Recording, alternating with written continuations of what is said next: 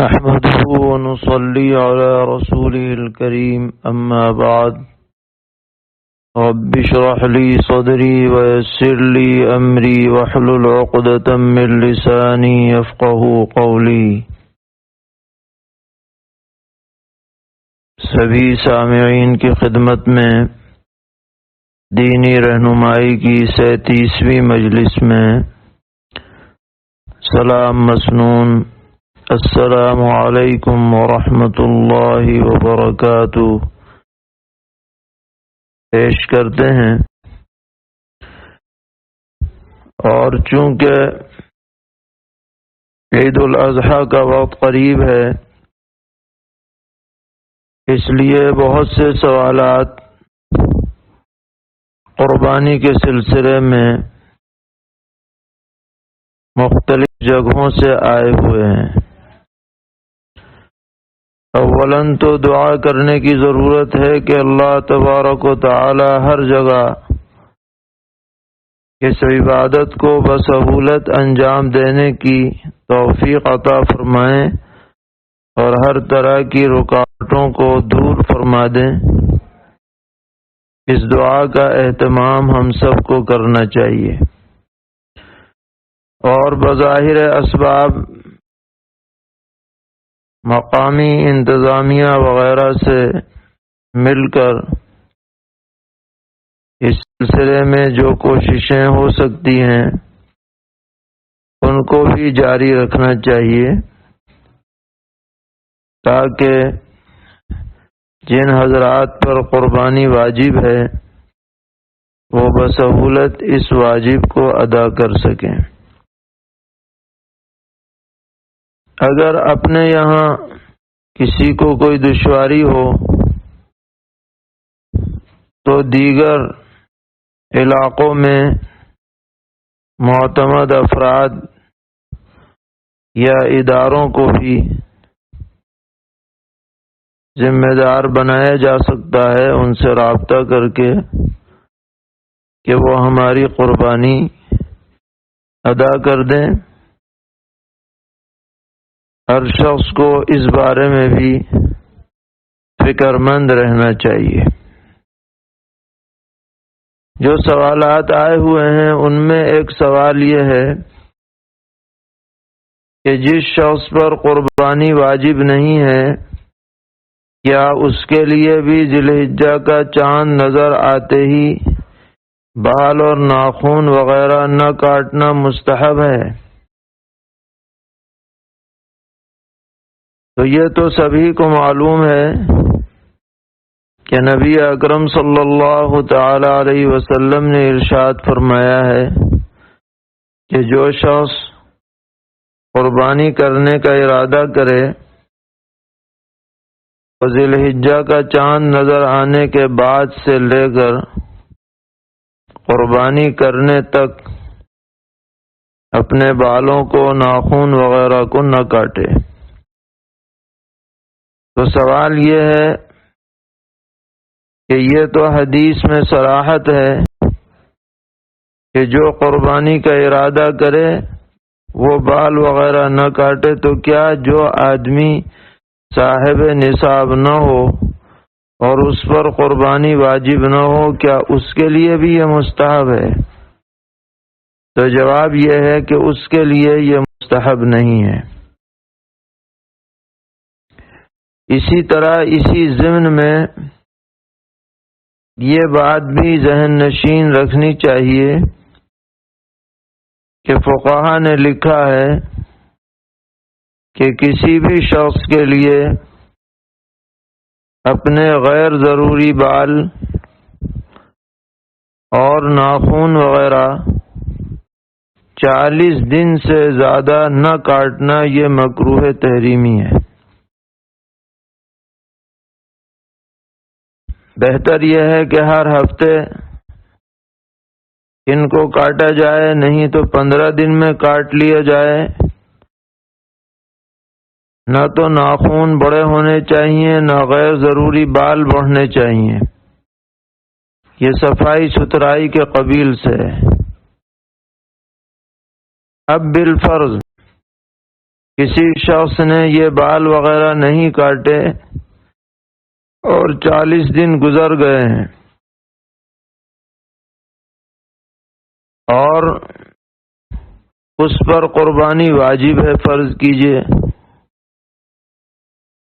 تو ایسے شخص کے لیے زیادہ ضروری ہو جاتا ہے کہ وہ اپنے بالوں کی صفائی کرے اور ناخن وغیرہ کو کاٹنے کا اہتمام رکھے۔ بہتر یہی ہے کہ ذی الحجہ کے شروع ہی سے اس کی فکر کرے، اور اگر بالفرض اس وقت بھول گیا اور 40 دن ذی الحجہ کی تاریخ شروع ہونے کے بعد پورے ہو رہے ہیں، تو ایسی شکل میں اس پر لازم ہوگا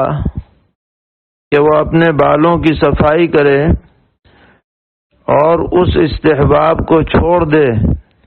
جو قربانی کرنے والے کے لیے پیغمبر علیہ السلام نے ارشاد فرمایا ہے، کیونکہ یہ واجب ہے، اس کی تکمیل ضروری ہوگی۔ خلاصہ یہ ہے کہ جس پر قربانی واجب نہ ہو اس کے لیے یہ پابندیاں نہیں ہیں، اور اسی طرح جس پر قربانی واجب ہے لیکن اس نے بال بڑھا رکھے ہیں خواہ تو اس کو بھی 40 دن سے زیادہ آگے بڑھنے کی اجازت نہیں دی جائے گی، اس کی صراحت فقہا نے کی ہے۔ ایک سوال یہ ہے کہ کسی شخص نے بکرا پال رکھا تھا اور اس کا ارادہ یہ تھا کہ ایام نحر میں نبی اکرم صلی اللہ تعالی علیہ وسلم کی طرف سے ذبح کرے گا، لیکن ایام نحر سے پہلے ہی وہ بکرا مر گیا، تو کیا ایسے آدمی پر پیغمبر علیہ السلام کے نام پر قربانی کرنا واجب ہے؟ جواب یہ ہے کہ محض پالنے سے کوئی جانور متعین نہیں ہو جاتا، لہذا جب وہ مر گیا تو اس کے بدلے میں کوئی اور قربانی لازم نہیں ہے، اختیار ہے، جی چاہے کرے اور جی چاہے نہ کرے۔ ایک سوال یہ ہے کہ جس شخص پر قربانی واجب نہیں ہے اس نے عید سے پہلے قربانی کی نیت سے جانور خریدا، تو کیا اس جانور کو عید کے دن سے پہلے وہ فروخت کر سکتا ہے؟ تو فروخت نہیں کر سکتا، کیونکہ فقیر آدمی جب جانور خرید لیتا ہے قربانی کی نیت سے تو وہ جانور اس کے لیے نظر کے درجے میں ہو جاتا ہے اور اسی جانور کی قربانی کرنا اس پر لازم ہو جاتا ہے۔ ایک سوال یہ آیا ہے کہ بڑے جانور خریدنے کے بعد اس میں سے کوئی حصہ دوسرے کو فروخت کر سکتے ہیں یا نہیں، یعنی دوسرے کو اس میں پیسے لے کے شریک کر سکتے ہیں یا نہیں؟ تو جواب یہ ہے کہ کر سکتے ہیں۔ مثلا کسی شخص نے بڑا جانور خرید لیا، کٹرا وغیرہ، اور پھر اس نے ایک حصہ اپنے لیے رکھا اور 6 حصے دوسروں کو پیسہ لے کر کے ان کو شامل کر لیا، تو اس میں کوئی حرج کی بات نہیں ہے، کرنے کی گنجائش ہے۔ ایک صاحب نے پوچھا ہے کہ قربانی کے جانور میں ولیمے کی نیت سے ایک حصہ لے سکتے ہیں یا نہیں؟ تو ہمارے کئی فتاوی میں یہ بات درج ہے کہ اگر سنت کی ادائیگی کی نیت سے ولیمہ کیا جائے اور کوئی بڑے جانور میں حصہ اسی نیت سے لیا جائے تو چونکہ یہ بھی ایک قربت کی ایک شکل ہے، اس لیے اس کا حصہ لینا درست ہے اور قربانی صحیح ہو جائے گی۔ ایک صاحب نے پوچھا ہے کہ زید صاحب نصاب ہے اور اس پر قربانی واجب ہے،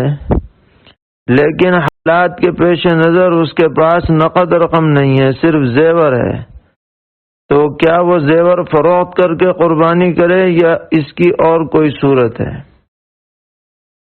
تو اس کے لیے 2 راستے ہیں، یا تو کچھ زیور فروخت کر دے اور قربانی کرے، اور دوسری صورت یہ ہے کہ وہ کسی سے قرض لے کر کے قربانی کرے یا بڑے جانور میں حصہ لے، بہرحال قربانی اس پر واجب ہے۔ اور اگر کسی وجہ سے نہ قرض ملا اور نہ زیور بک پایا، فرض کیجئے، تو بعد میں اسے قربانی کی قیمت صدقہ کرنی ہوگی۔ ایک صاحب نے پوچھا ہے کہ ایک جانور کی عمر چاند کی تاریخ کے اعتبار سے تو 2 سال مکمل ہے، لیکن انگریزی تاریخ کے حساب سے 10 دن کم ہے، تو قربانی کرنے کے لیے اس بڑے جانور کی قربانی درست ہوگی یا نہیں؟ تو قربانی میں جو عمر کا اعتبار ہے جانوروں کی، وہ چاند کی تاریخوں کے اعتبار سے، لہذا جب چاند کے حساب سے اس کے 2 سال مکمل ہو چکے ہیں یقیناً، تو اس کی قربانی درست ہو جائے گی۔ ایک صاحب نے پوچھا ہے کہ جرسی گائے کی قربانی درست ہے یا نہیں؟ تو اس میں کوئی حرج نہیں ہے، یہ بھی گائے کی ایک نسل ہے، جیسے اور نسلیں ہوتی ہیں، ایک جرسی نسل بھی ہے، دودھ بہت زیادہ دیتی ہے یہ گائے، تو جہاں پر اس کی گنجائش ہو تو اس جرسی گائے کی بھی قربانی شرعاً درست ہو سکتی ہے۔ ایک سوال یہ ہے کہ ایک بکری کی دم پر چوٹ لگ گئی ہے، جس کی وجہ سے دم تو موجود ہے لیکن وہ ہلا نہیں پاتی، اور ظاہری زخم وغیرہ کا نشان بھی کچھ نہیں ہے، تو اس طرح کی بکری کی قربانی جائز ہے یا نہیں؟ تو یہ کوئی ایسا عیب نہیں ہے جو قربانی میں مانع ہو، کیونکہ دم کٹی ہوئی نہیں ہے اور دم اپنی جگہ پر برقرار ہے، کسی عارض کی وجہ سے یا اندرونی چوٹ کی وجہ سے وہ ہلا نہیں پا رہی ہے، اس کی وجہ سے اس کی قربانی پر کوئی اثر نہیں پڑے گا، اگر چاہیں تو قربانی کر سکتے ہیں۔ ایک سوال آیا ہے کہ قربانی کے جانور کے بال وغیرہ کاٹنا درست نہیں ہے، جیسا کہ کتب فقہ میں مذکور ہے، تو اس سلسلے میں سوال ہے کہ کس وقت سے کاٹنا درست نہیں ہے؟ قربانی کے لیے خریدنے کے بعد سے یا قربانی کے لیے نامزد کرنے کے بعد سے؟ اس لیے کہ ہمارے یہاں اکثر گھر میں پیدا شدہ جانوروں ہی کی قربانی کرتے ہیں، تو کیا شروع ہی سے ان کے بال نہیں کاٹے جائیں گے یا جب سے نیت کی ہے اس وقت سے نہیں کاٹے جائیں گے؟ یہ سوال انہوں نے بھیجا ہے، تو اس بارے میں یہ جاننا چاہیے کہ فقہا نے صراحت کی ہے کہ جانور اگر قربانی کی نیت سے خریدا جائے، چاہے خریدنے والا مالدار ہو یا فقیر، جب خریدتے وقت قربانی کی نیت ہوگی تو اسی وقت سے اس پر قربانی کے احکام جاری ہو جائیں گے، یعنی بلا ضرورت دودھ اس کا نہ دوہا جائے، دوہ لیا جائے، صدقہ کیا جائے،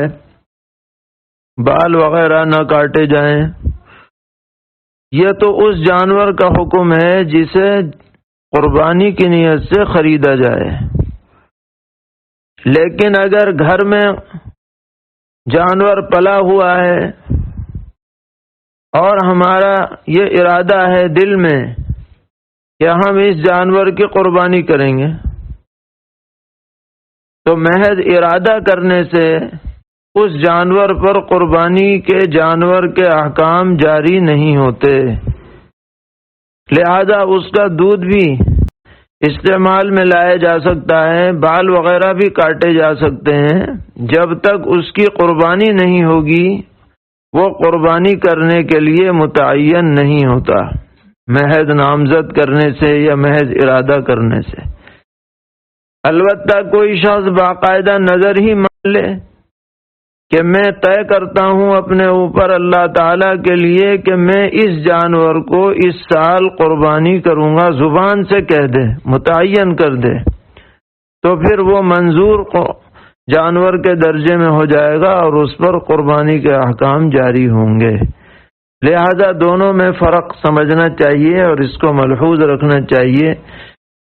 جو گھر کا پلا ہوا جانور ہے، جب تک کہ وہ قربان نہ ہو جائے اس وقت تک وہ قربانی کے لیے متعین نہیں ہے۔ ایک شخص نے پوچھا ہے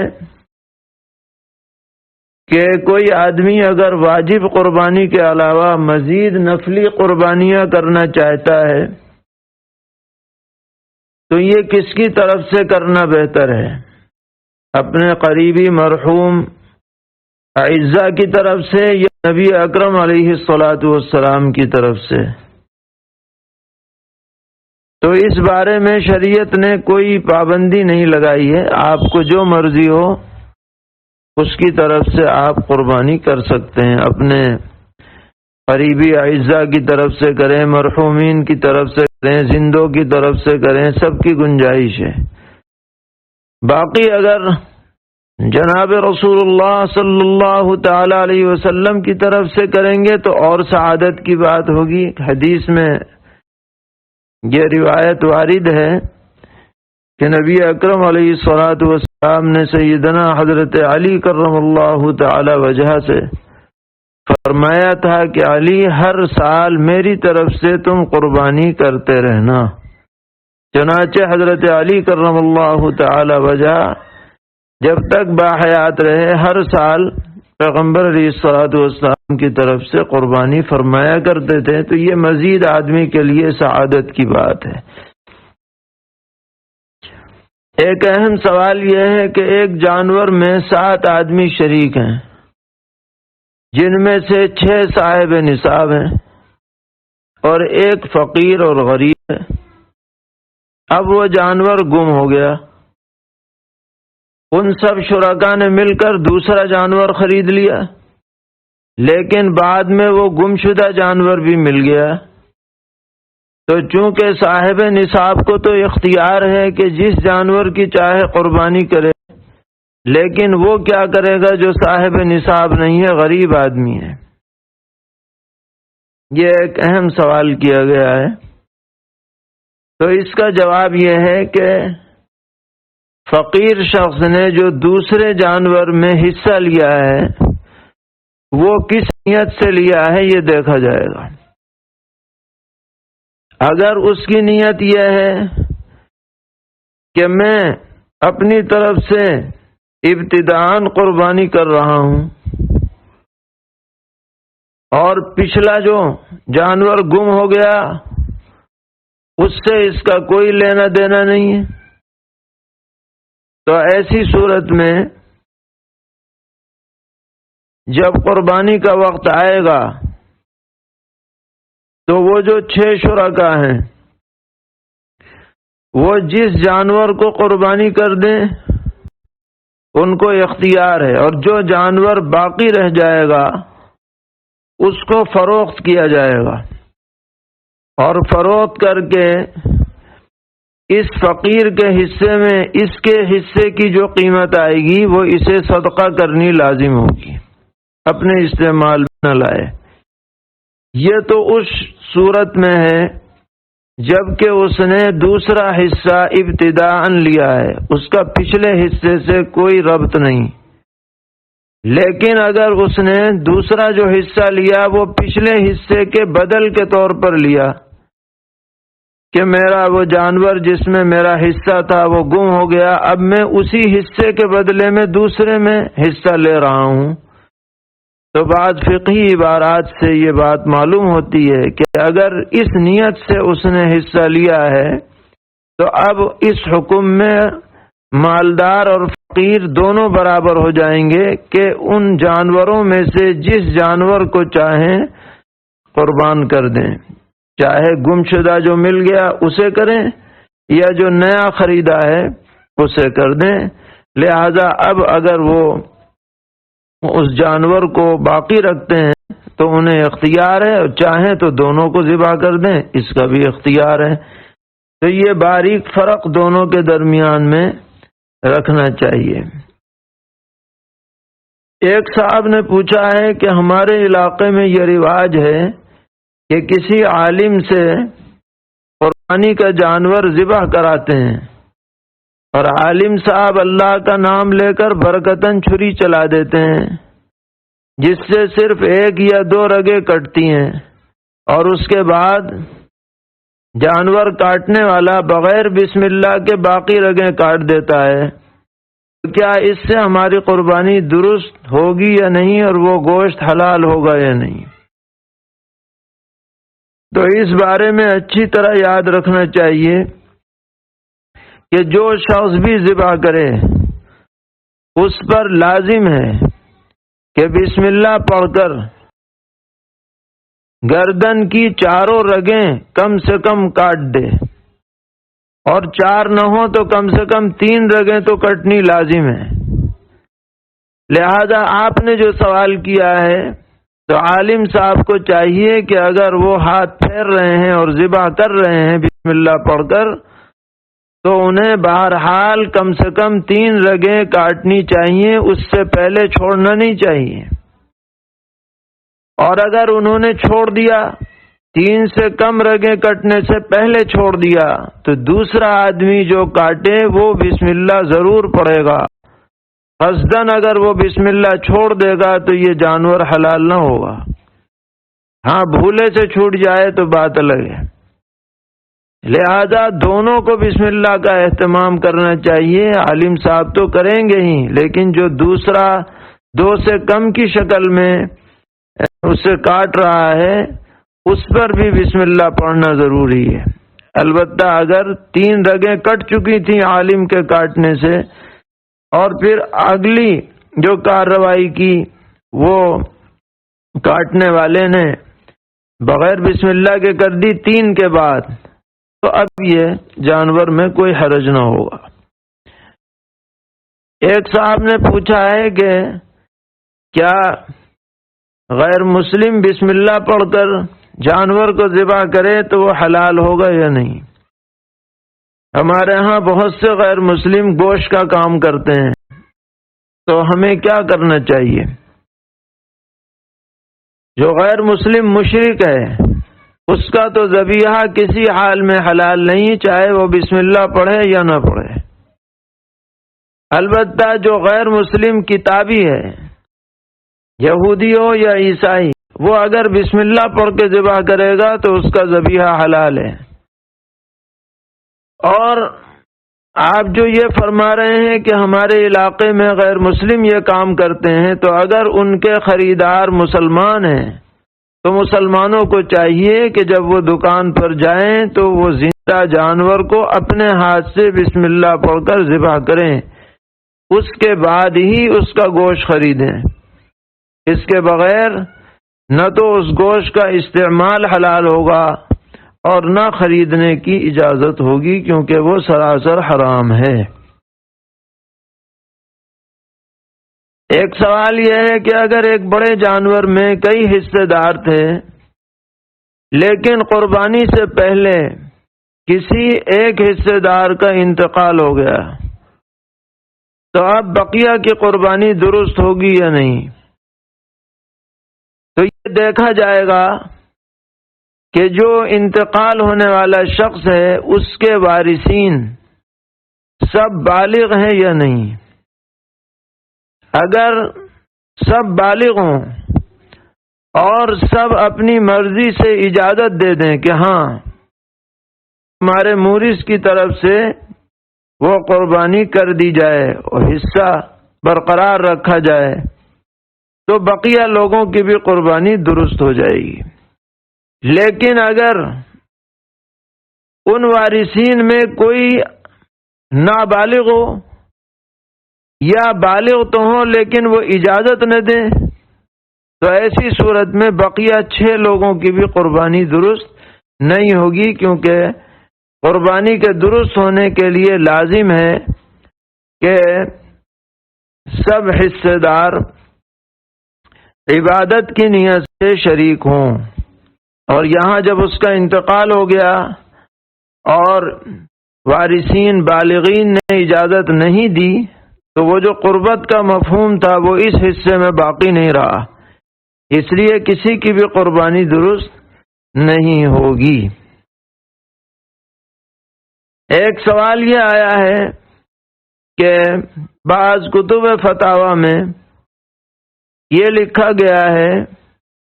کہ قربانی اور صدقۃ الفطر میں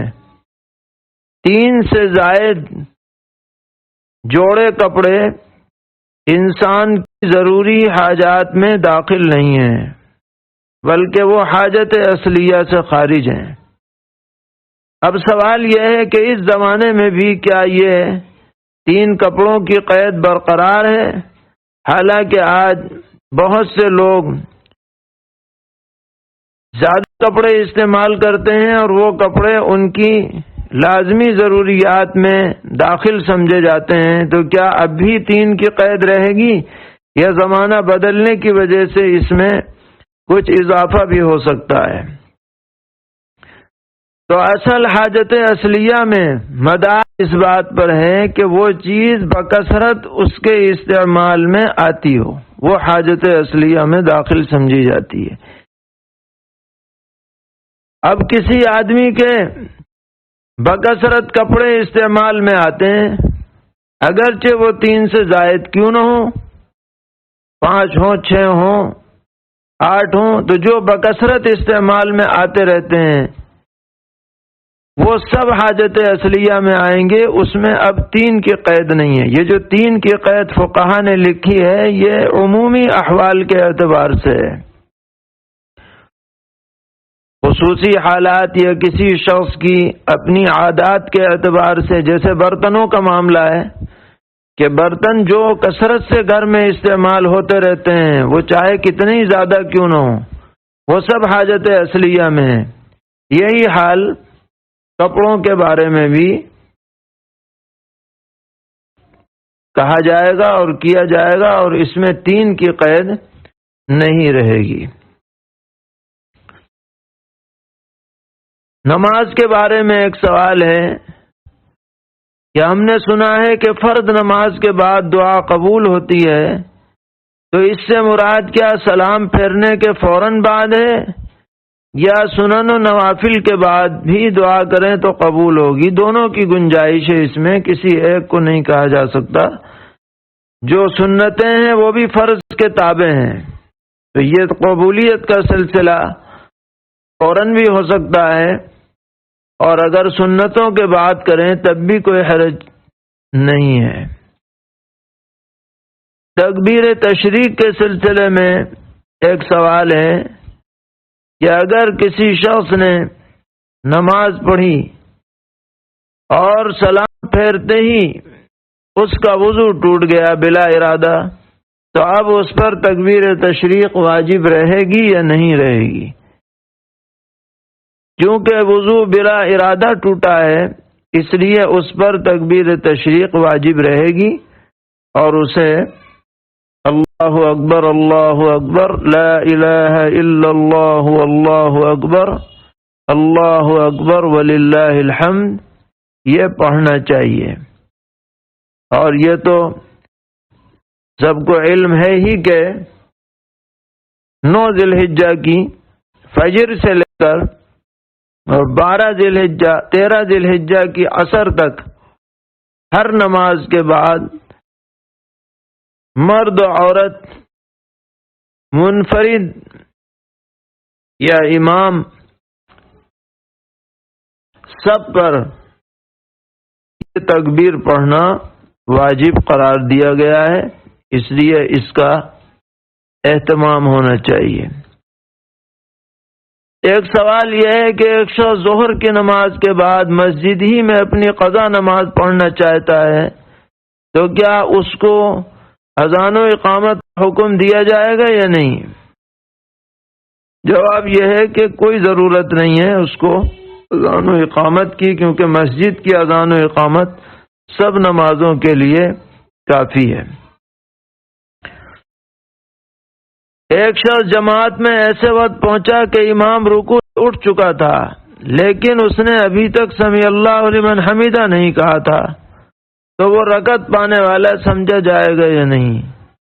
جواب یہ ہے کہ وہ رکعت پانے والا نہیں سمجھا جائے گا، کیونکہ اس نے امام کے ساتھ رکوع کو نہیں پایا ہے۔ اللہ تعالی ہم سب کو دینی ہدایات پر ثابت قدم رہنے کی توفیق عطا فرمائے، اور ہر قسم کی وبائی بیماریوں سے امت کی حفاظت فرمائے، عافیت اور خیر کے فیصلے فرمائے۔ وصلی اللہ تعالی علی خیر خلقہ محمد وآلہ وصحبہ اجمعین برحمتک یا ارحم الراحمین۔